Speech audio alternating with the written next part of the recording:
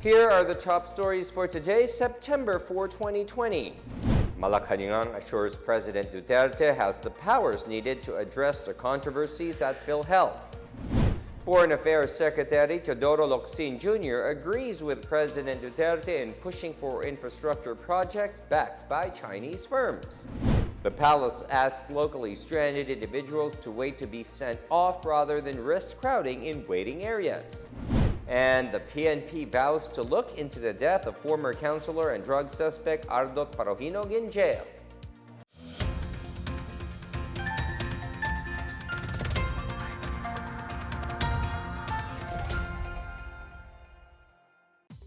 Good day, I'm William Theo. Welcome to the PNA Newsroom.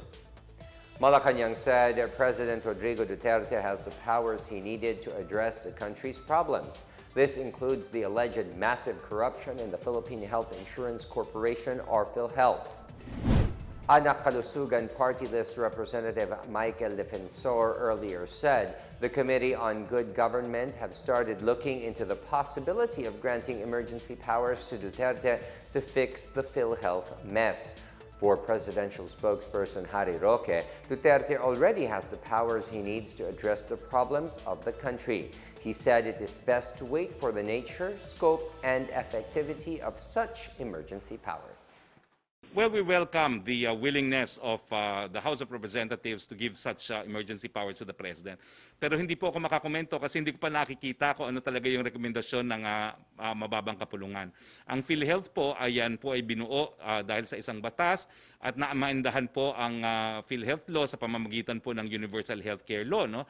So nais ko po munang makita kung ano talaga yung specific emergency powers na gusto ibigay po ng Kamara at yan naman po is most welcome kung talaga pong kinakailangan. Newly appointed PhilHealth Chief Dante Gueran expressed confidence that he will be able to address and resolve the alleged irregularities in the state insurer. Gueran replaced former PhilHealth Chief Ricardo Morales, who resigned due to his health condition. President Duterte ordered Gueran to implement a reshuffle within the state insurance firm.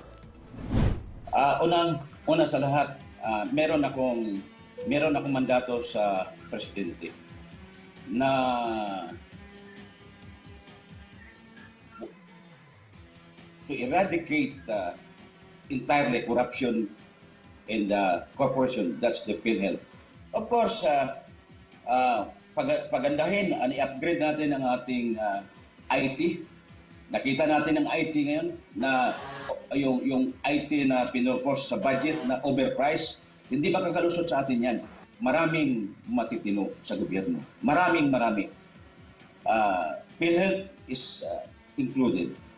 Maraming tao yung sa loob na matitino. Suportahan natin sila. Bigyan niyo ako ng chance. No? Bago ako, give me a chance. No? With a chance, let us have hope. Let us not prejudge anybody. Much more ako po. Andito ako, magtulungan tayo, tulungan niyo ako.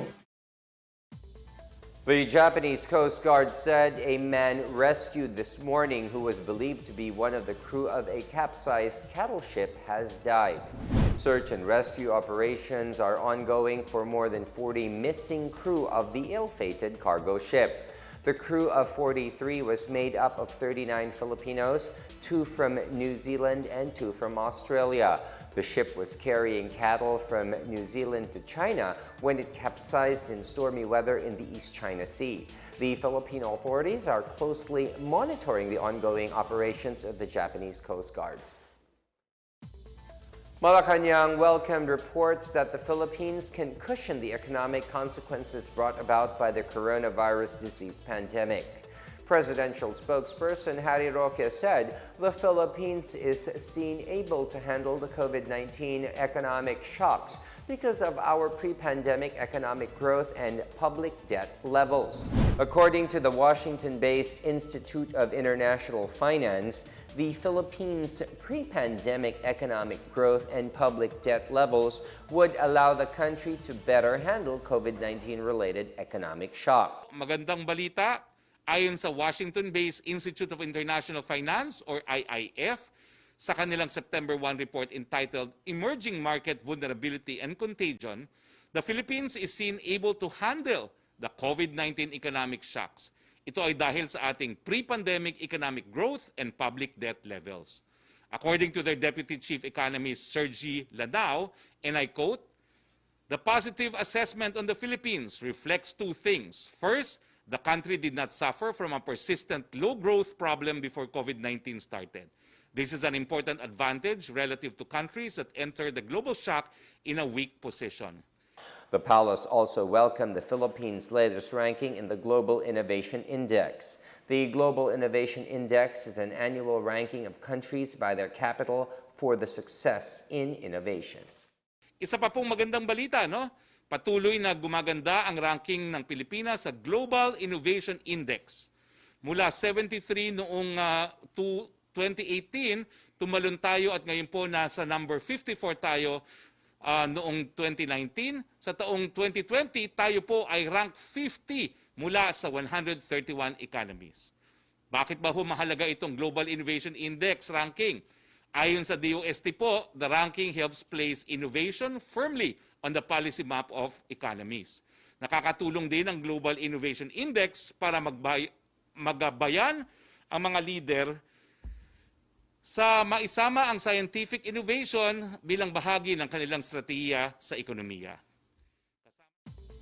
The Department of Environment and Natural Resources, or DENR, is determined to fill the 500-meter stretch of Manila Bay Walk with tons of white sand by September 19. This is in time for the celebration of International Coastal Cleanup Day. DENR Undersecretary clarifies that the sand that was brought to Manila was crushed dolomite boulders from Cebu, as sand is not allowed to be transported from coastal areas. Fisher folk group Pamalakaya earlier criticized the plan of the DENR to fill a portion of the Manila Bay Baywalk with white sand. It described the plan as artificial rehabilitation focusing on aesthetic appearance rather than addressing the environmental degradation problems of Manila Bay. Antiporda defended the rehabilitation plan and asked the public to take care of the bay. He said the DENR is slowly bringing down Manila Bay's coliform level, but it is still far from reaching optimum level. Foreign Affairs Secretary Teddy Boy Locsin Jr. has agreed with the decision of President Duterte to push ahead with infrastructure projects backed by Chinese firms. These firms have been blacklisted by the United States as sanctions against China's dredging and militarization of the disputed South China Sea. Although Locsin initially recommended terminating deals with Chinese firms involved in reclamation activities in the South China Sea, presidential spokesperson Harry Roque said Locsin eventually concurred with Duterte because the president spoke as the chief architect of foreign policy. Roque said Locsin agreed that even if Chinese firms were allowed to continue operating in the country, the government would still continue filing diplomatic protests against China for their continued militarization of the disputed sea. The release of American serviceman Joseph Scott Pemberton was put on hold following a motion for reconsideration filed before the court. The Bureau of Corrections, or Bucor, said it respects the court's processes and will wait for the resolution of the filed motion for reconsideration. Bucor said that while the normal release process is on hold, Pemberton remains under the custody of Bucor at its extension facility in Camp Aguinaldo, Quezon City. The Olongapo City Regional Trial Court Branch 74 has earlier ordered the early release of Pemberton under the virtue of the Good Conduct Time Allowance Law, or GCTA. This is contrary to the claim of the lawyer of Laude's family, saying Pemberton failed to show proof of good conduct. Attorney Romel Begares, lawyer of Laude's family, said Pemberton is not eligible for the GCTA based on conditions of the Visiting Forces Agreement, or VFA. Despite being named as the police force's #2 man, Lieutenant General Guillermo Eleazar will keep his post as commander of the Joint Task Force COVID Shield.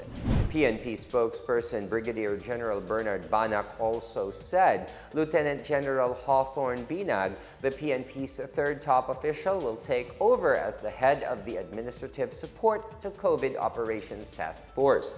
Banac said the decision to retain Eleazar as JTF COVID Shield Chief and Binag's designation as ASCOTF Chief will ensure continuity of the action plans of both task forces. Eleazar and Binag were named as Deputy Chiefs for Administration and Operations following the assumption of General Camilo Cascolan as the country's 24th PNP Chief. Aside from a revamp in the PNP's top brass, Cascolan also ordered a reshuffle of ranking police officials which took effect on Thursday. Still to come, Malacañang asked locally stranded individuals to wait to be sent off rather than risk crowding in waiting areas. Over 75,000 online businesses register with the Department of Trade and Industry. More on these when the PNA Newsroom continues.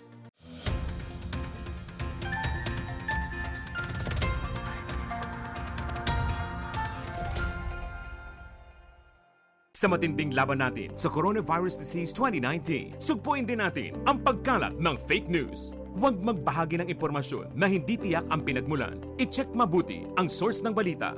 Kumuha lamang ng impormasyon mula sa mga official channel ng Department of Health.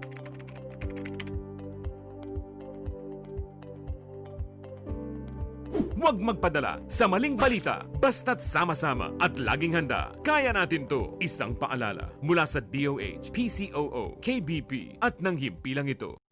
Alamin ang tamang paraan ng pag-ubo upang mapigilan ang paglaganap ng Coronavirus Disease 2019. Ugaliing magdala ng panyo o tissue.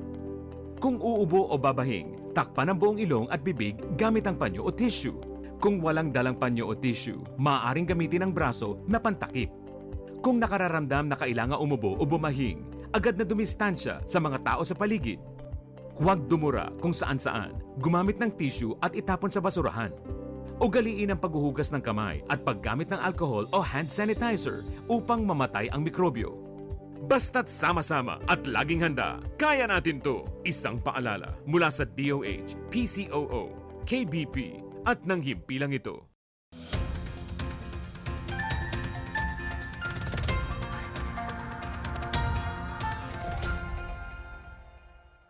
Malacañang appeals to locally stranded individuals or LSIs to stay in their homes while waiting to be sent off to their respective provinces instead of crowding in areas where they are at risk of contracting COVID-19.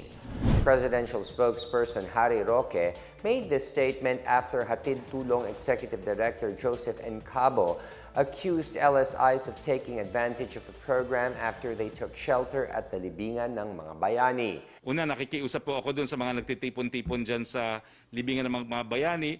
Under GCQ po, hanggang 10 tao lang po ang pwedeng magtipon-tipon.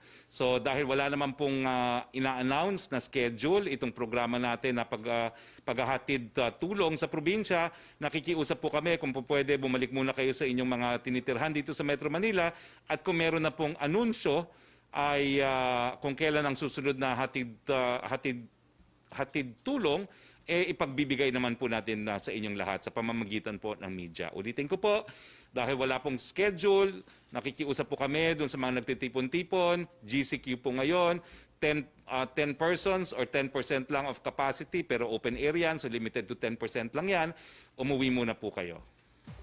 The government aims to fast-track measures that will help stop the spread of COVID-19 in Western Visayas. More on this and other news from the provinces from Benjamin.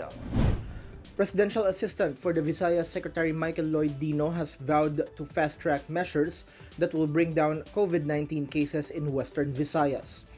Dino made this commitment during back-to-back meetings with local chief executives of the provinces of Iloilo and Negros Occidental and the cities of Bacolod and Iloilo. Dino, along with Environment Secretary Roy Cimatu and Melquiades Feliciano, Deputy Chief Implementer of COVID-19 Response in the Visayas, went to the cities of Iloilo and Bacolod upon the guidance of President Rodrigo Duterte and the support of Senator Christopher Lawrence Go. He said he and Feliciano will share the best practices of Cebu to the rest of the region. Meanwhile, farmers in the Caraga region have found new strength and inspiration to continue tilling their crops despite the health threats of COVID-19 because of the government's mechanization initiatives. The Department of Agriculture Region 13 underscored the importance of mechanization in increasing the yield of farmers in the region. Earlier, several farmer beneficiaries joined the training and demonstration on four-wheel drive tractors conducted in Barangay Tagibo, Butuan City. The A13 said 20 million pesos was allocated to the purchase of the tractors and implements for the 7 Farmers Association beneficiaries. In Surigao del Sur, the Provincial Task Force to End Local Communist Armed Conflict led the groundbreaking of the proposed Agri-Business Training Center in Barangay Bayan, Marihatag on Wednesday. The training center is designed to enhance the knowledge and skills of farmers in the area on new and effective farm technologies. Most of the beneficiaries will be members of the indigenous peoples in the area, as well as the non-IP farmers who are members of farmers and vegetable growers organizations in Marihatag and the other towns in Surigao del Sur. Farmers who will undergo training at the center will become trainers on organic agriculture and can share their expertise and services to other communities. For the PNA Newsroom, I'm Benj Bondo. The province of Negros Oriental has extended its ban on regular commercial flights and sea travel for the month of September. This as the province is still under modified general community quarantine. The Provincial Interagency Task Force for the Management of Emerging Infectious Diseases said only sweeper flights and sea travel specifically for locally stranded individuals and returning overseas Filipinos will be allowed for now. Authorized persons outside of residence or APORs are also allowed to enter and leave the province, provided they comply with health protocols and requirements. This came amid public inquiry as to when regular commercial flights to and from Dumaguete shall resume, considering that Negros Oriental is now under MGCQ. Meantime, the province is still awaiting the donation of RT-PCR testing machines by the Energy Development Corporation and the accreditation of the molecular laboratory by the Department of Health or DOH. And in our business news, over 75,000 online businesses have registered with the Department of Trade and Industry or DTI from January to August this year. At the Senate committee hearing for the Internet Transactions Act on Thursday, Trade Secretary Ramon Lopez said bulk of internet-based businesses was registered during the start of community quarantine. In July, DTI reported that total online business registration in the first 7 months of the year reached 37,000. While enterprises grow their presence online, Lopez said complaints related to these also surged in the past months. Complaints filed with the DTI in the first 8 months of the year reached 12,630. Lopez reiterated DTI's support to pass the Internet Transactions Act to boost the country's e-commerce law.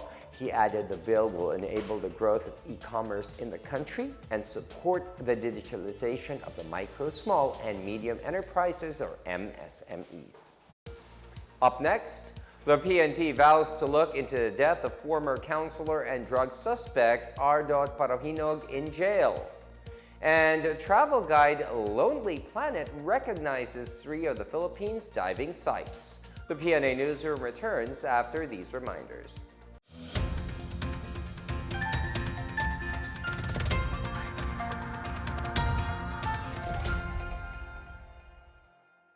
Tandaan ang tamang paraan ng paghuhugas at paglilinis ng kamay upang makaiwas sa iba't ibang karamdaman. Basain ng tubig ang mga kamay at sabunin. Unang sabunin ang mga palad at ang likod ng mga kamay.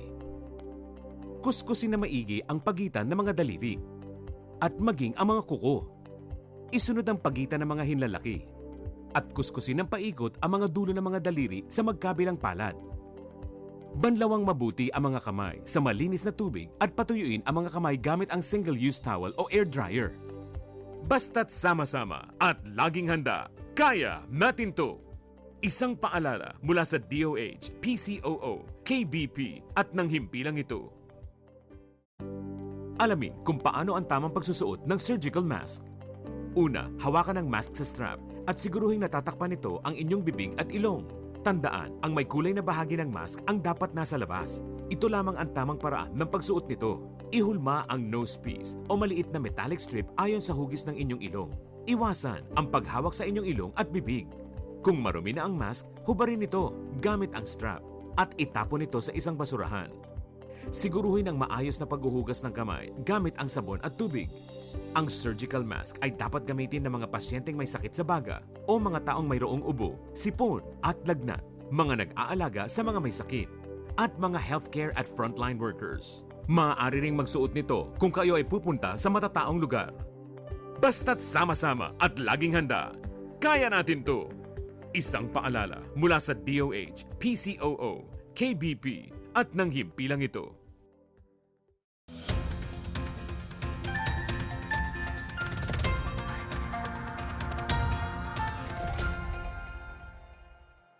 Philippine National Police Chief General Camilo Pancracios Cascolan on Friday ordered an investigation on the death of former Osamis City Councilor Ricardo Ardot Parojinog.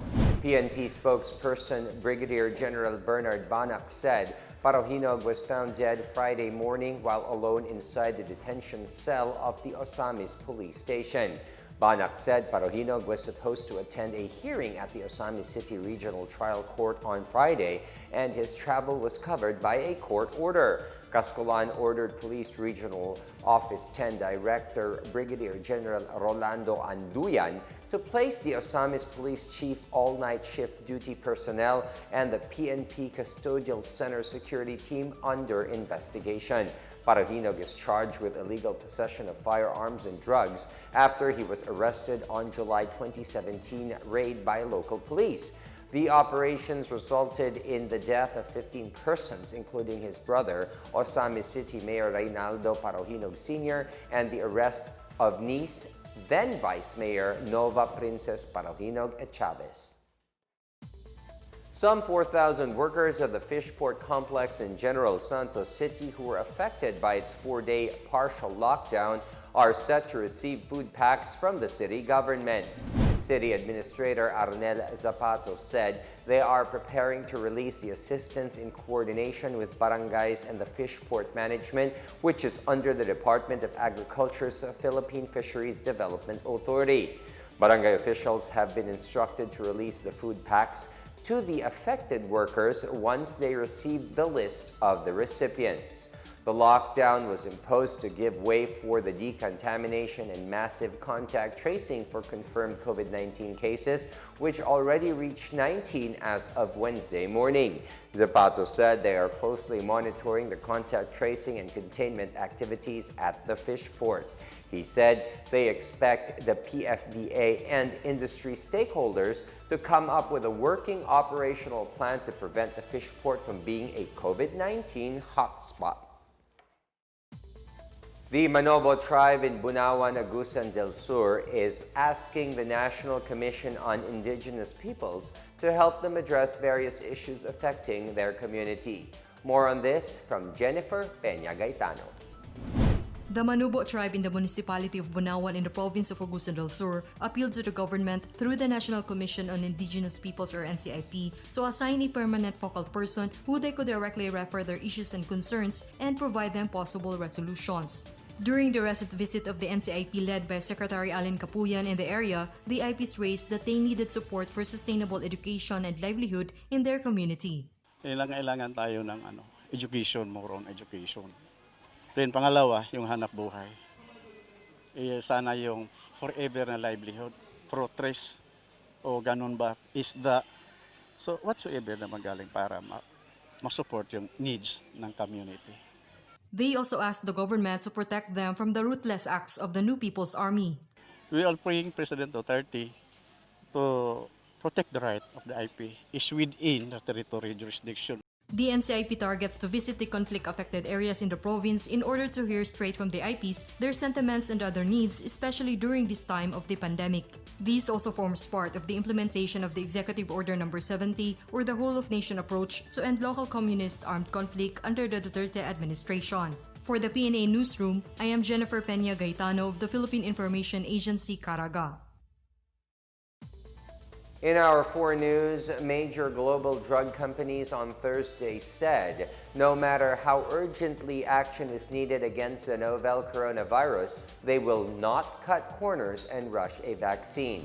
The chief executive officers of Eli Lilly, Gilead, Pfizer, Roche, and Merck spoke at a virtual news conference hosted by the Swiss-based International Federation of Pharmaceutical Manufacturers and Associations.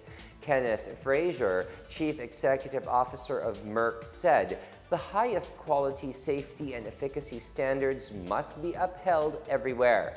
Albert Bourla, the CEO of U.S. company Pfizer, noted that many people are skeptical because the science has been so much politicized. Bourla said he wanted to assure everyone that they will never submit for authorization or approval any vaccine before they ensure it is safe and effective for everyone. The Department of Tourism celebrates the mention of multiple Philippine dive sites in the Lonely Planet's article entitled 6 National Parks Around the World with Surprisingly Spectacular Diving. Lonely Planet writer Angela Ballard praised the Philippines' dive site, citing the hundreds of macro and pelagic species that live in these waters. She also noted the biodiversity of Tubataha Reefs National Park in Palawan, which earned it the UNESCO World Heritage Site status. The writer encouraged the visit to Palawan dive spots like Amos Rock, Washing Machine, and Black Rock to experience the numerous species of fish, coral, and other aquatic creatures. For her part, Tourism Secretary Bernadette Romulo Puyat said this citation from the world's largest travel guidebook publisher fortifies the country's status as one of the premier diving sites in the world. She said the citation was timely with the scheduled staging of the 2nd edition of the Philippine Dive Expo 2020.